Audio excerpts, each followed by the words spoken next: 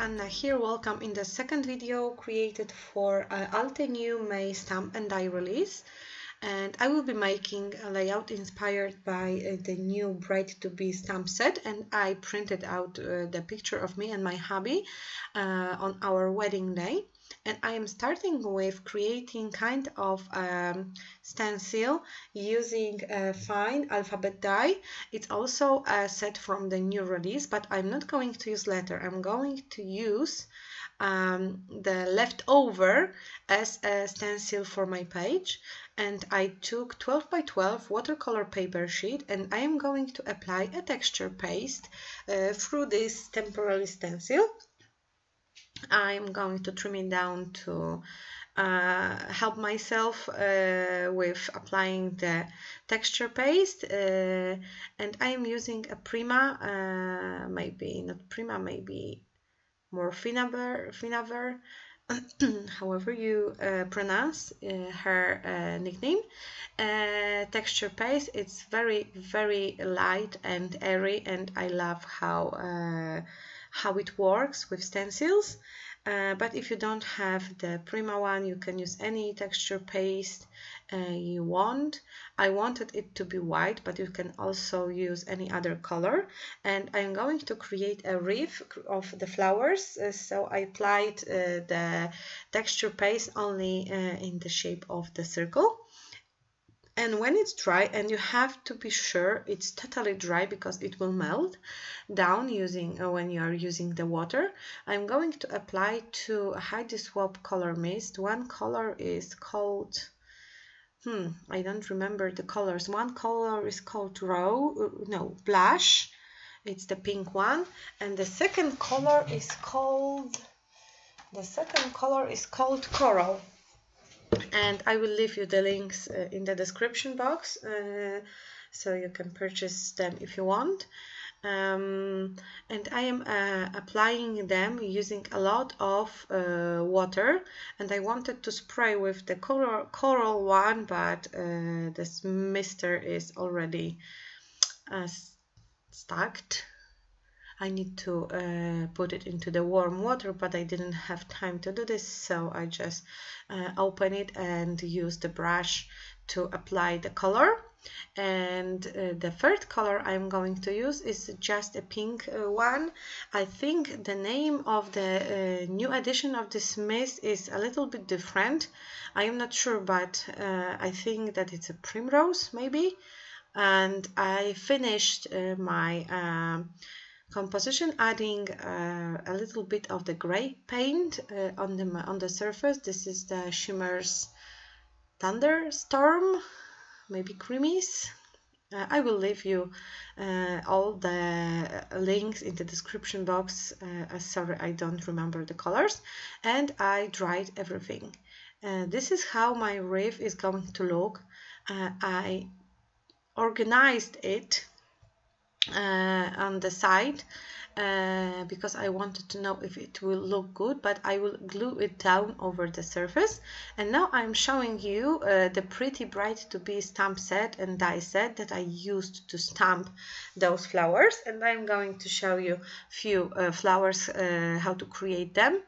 I am using Cherry Blossom inks from Altenew. Those are sold in sets, and you have this pretty color gradation from the lightest to the darkest color, and it's so easy to use them with stamps if you have to layer them. And Altenew has a lot of stamps you have to layer, and it really works pretty well.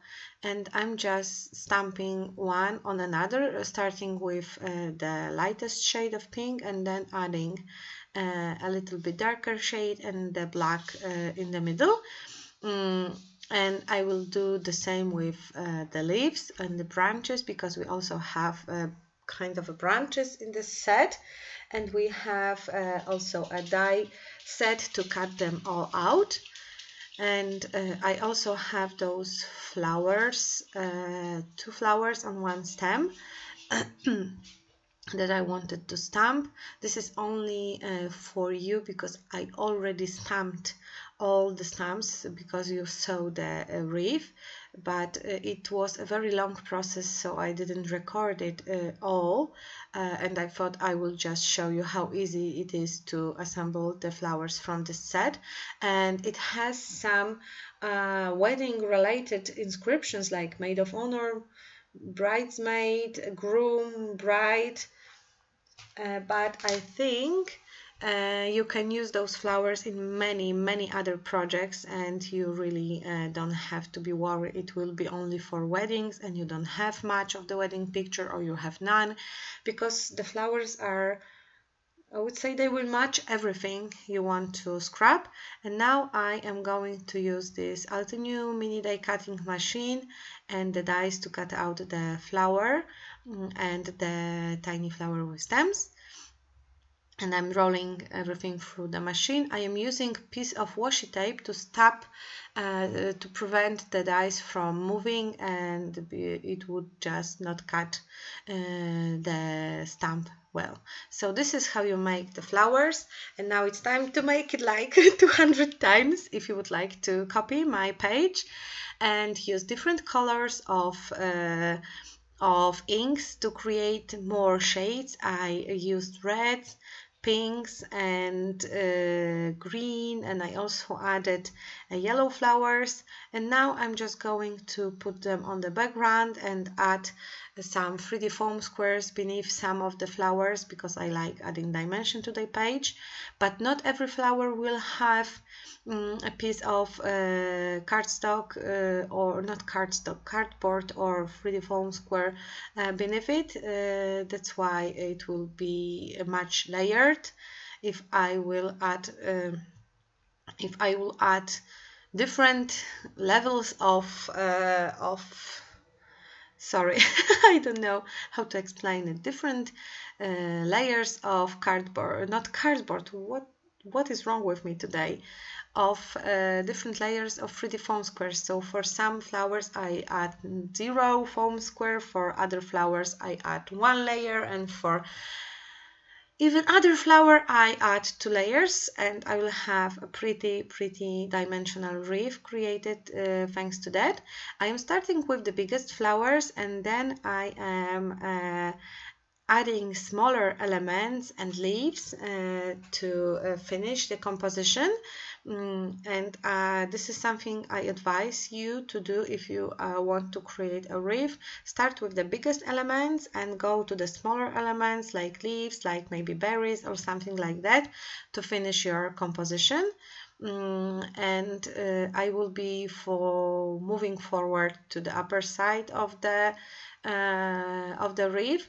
I already have it all arranged at the side. That's why I don't have to think much of what I want and where I want to glue down elements. It's much easier, but it's also it can be a wasted time if you didn't use the previous composition, so maybe you just want to arrange them on the paper.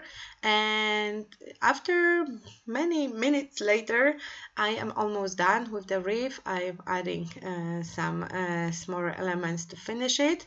I also glued down the picture in the space where I wanted it to be, and now I just put it straight. I wanted to see if all the flowers are glued down and one of them fall out, so it means I forgot to add some glue beneath it. And after I finished my wreath, I thought that my layout is lacking of some kind of a frame. That's why I trimmed the base I have, and I will add the paper with red scotch.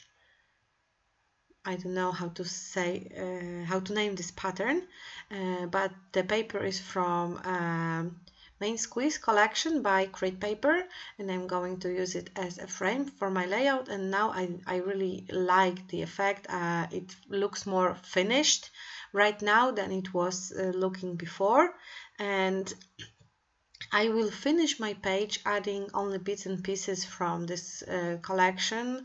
Again, my squeeze. I am using those cardboard stickers, and I love this collection. I have, I think, double cardboard stickers and many other elements because it's so cute and sweet, and it really matches the pictures of my girls. But this time, surprisingly, I use it with the picture from our wedding. So as you can see, I just added only few hearts and those 2 banners, and now I am going to add a title. I want to add a title, I do, and I have those red stickers with glitter, and I can't decide where I want the title, so I am moving it around my picture, and this is the position I will be happy about to finish my page. And well, all flowers and embellishments are done, and now I am using a red mist. The color is Sweet Cherry, just to splash a little bit more, create more red accents around the page. And it will be the last step on this page. My layout is done. As you can see, once again, I finished the page using mostly stamps and dies. If you don't count the paper from the background, I could use a red cardstock. So I didn't use almost any pattern paper, and using Altenew stamps and dies, it's so easy to create pages without any special embellishments. Thank you for watching, and I hope to see you soon on my YouTube channel. Bye bye!